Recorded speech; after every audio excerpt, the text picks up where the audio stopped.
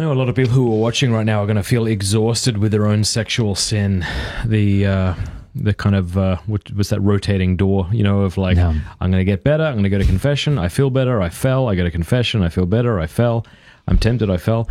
You once shared a story about some Asian priest or Asian brother who dealt with maybe addiction to opioids or something. Yeah, Could you share that story? Because I found that it applies a lot to people who are exhausted and fed up with their own sin. Yeah, a friend of mine is always reading saint books, and I saw him, you reading any good saint books? And he's like, yeah, I'm reading about saints and addictions. I'm like, oh, that's cool, like saints who help people with their addictions. And he said, no, like the addicted saints. And I'm like, I don't remember reading them in catechism class. Who were they?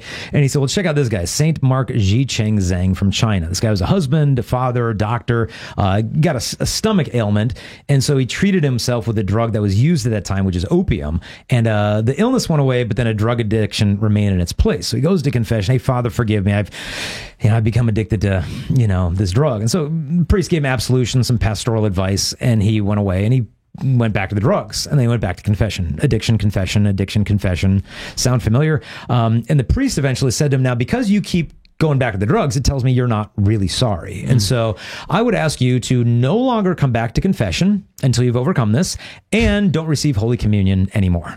And so the priest just didn't know how to respond to this as a mental illness, an addiction, all that, which is obviously really bad pastoral advice to give. But Mark obeyed him, and he still went to mass with his family, and he was still an upstanding doctor, but secretly in the shadows struggling with this. And then eventually it became known, and there was shame there. And a month went by, no sacraments. It became a year, 10, 20, 30 years. What's his name again? Saint Mark Ji, which is Xi Cheng Zhang, which I think Jiang Zhang. So you can just spell that. So Saint Mark Ji Cheng Zhang.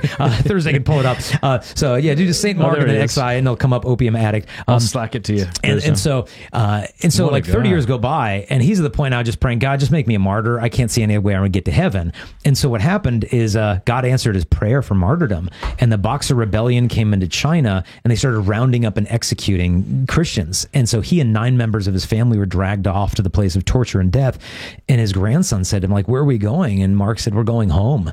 And they brought him to the place of torture, and they started cutting off all the heads of the members of his family. And he begged the torturers to kill him last, so that no one in the family would have to die without him being by their side to encourage them to be faithful to the end. And one by one, they cut off the heads of everybody in his family, until at last he was beheaded as he was singing the litany of the Blessed Virgin Mary. And now he's a canonized saint who died addicted to opium, which is like proof that the saint is the one who doesn't have a mess in their life. They're the one who gives their mess utterly to Jesus Christ.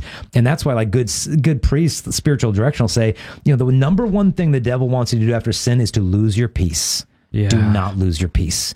Because it's a sign of pride. Like, I'm so astonished I would screw up. Like, I thought I was, at least venerable material here, and now here I am messing up. That's just sales, right? Yeah, keep your peace after a fall.